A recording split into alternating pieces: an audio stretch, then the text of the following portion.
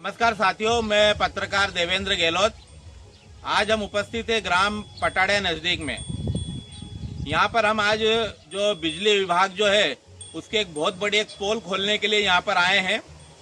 यहाँ पर बिजली विभाग की एक बहुत बड़ी पोल और बहुत बड़ी लापरवाही जो देखने को मिल रही है।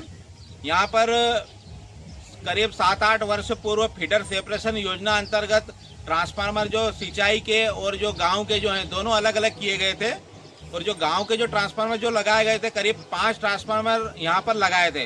उस 5 ट्रांसफार्मर में से 3 ट्रांसफार्मर का अभी तक यहाँ पर 7-8 साल के बीच में केवल ग्रामीणों ने बताया हमको कि केवल उसका ट्रायल हुआ था और अभी तक 3 ट्रांसफार्मर का कोई उपयोग नहीं हो रहा है। और आप पीछे देख सकते हैं कि वो जो ट्रांसफार्मर आपको जो दिखाई दे रहा है वो ट्रांसफार्मर बिना उपयोग के ऐसा का ऐसा ही कई वर्षों से लगा हुआ है, जिसके कारण से ग्रामीणों को काफी परेशानियां आ रही है। केवल 2 ट्रांसफार्मर पे ही सारे गांव की बिजली का लोड आ गया है। इस कारण से वो भी ओवरलोड के कारण जल जाते हैं और ग्रामीणों को अंधेरे में रहना पड़ता है।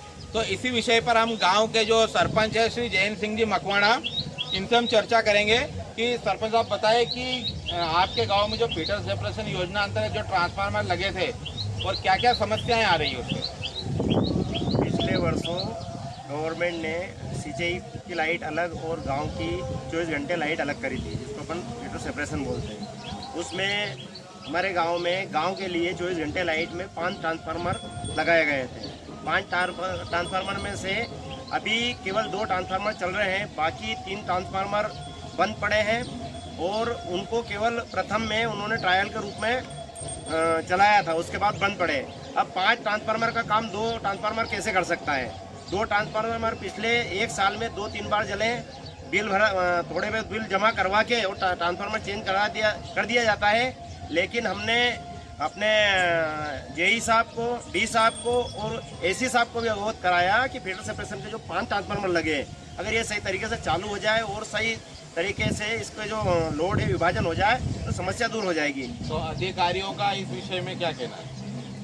उनका तो काम ये रहता है कि हम दिखवाते हैं और ऐसे करके जो ट्रांसफर जला होता है उसको वापस ठीक कर देते हैं। आज की पोजीशन में दोनों ट्रांसफार्मर से एक जल गया है। अब 5 ट्रांसफार्मर का लोड एक पे पड़ रहा है पिछले 2 दिन से।